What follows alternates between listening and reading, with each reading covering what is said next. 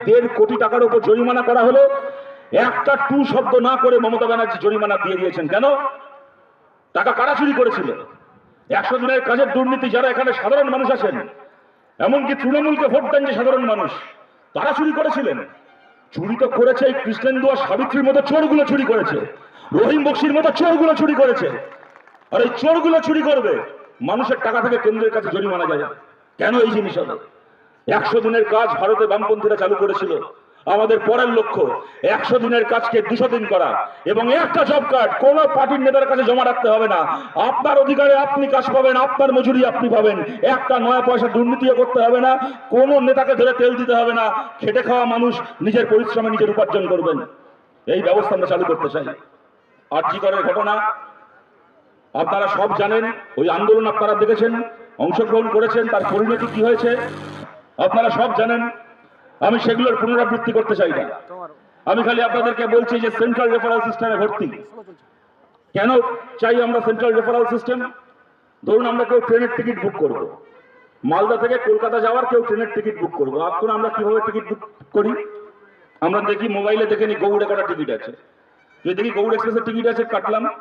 যদি গৌড়ের টিকিট না থাকে, দেখবো পদা থেকে কটা টিকিট আছে, ওখানে নেই। তিস্তা তোরসায় কটা টিকিট আছে, সেখানে নেই। অন্য কোনো ট্রেনের টিকিট নেই, এখন সিট খালি নেই, ওয়েটিং এর টিকিট কাটি। যারটা আগে আছে তারটা আগে কনফার্ম হয়। আপনি সিপিএম করেন না, তৃণমূল করেন না, বিজেপি করেন না, কংগ্রেস করেন, কেউ জিজ্ঞেস করতে যায় না। যে নিয়মে আপনি টিকিট কাটবেন, দেখে গিয়ে সেই মতো আপনার টিকিট কনফার্ম হবে।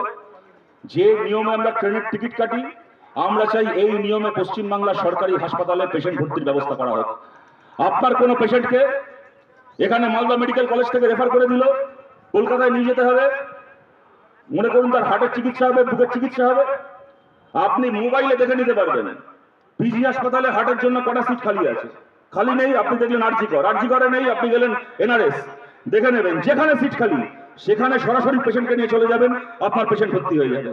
কোথাও খালি নেই, আপনি টিকিট বুক করলেন, যেখানে ওয়েটিং লিস্টে আপনারটা আগে কনফার্ম হবে, পেশেন্টকে সরাসরি সেখানে নিয়ে গেলেন, ভর্তি হলো, তার চিকিৎসা হলো। আমরা চাই সেন্ট্রাল রেফারেল সিস্টেমে এরকম ভাবে পেশেন্ট ভর্তি করা হোক। নাহলে এখন আমাদের এমন অবস্থা হয়েছে, আর যদি আমাকে বলা হয় আমার বাবাকে কোনো সরকারি হাসপাতালে ভর্তি করাতে হবে, ওই হাসপাতালে কে ভালো ডাক্তার আছে খবর নেওয়ার আগে আমার খবর নিতে হবে ওই হাসপাতালে আমার চেনা কে ভালো কন্ট্যাক্ট আছে, কে আমার চেনা পরিচিত রেফারেন্স আছে। কন্ট্যাক্ট ছাড়া, কাউকে তেল না দিয়ে, কোন নেতার পায় না ধরে সরকারি হাসপাতালে পেশেন্ট ভর্তি করানো যায় না। আমরা এই ব্যবস্থা শেষ করতে চাই। আজ থেকে 15 বছর আগে এটা সম্ভব ছিল না। তখন লোকের মোবাইলে ইন্টারনেট ছিল না।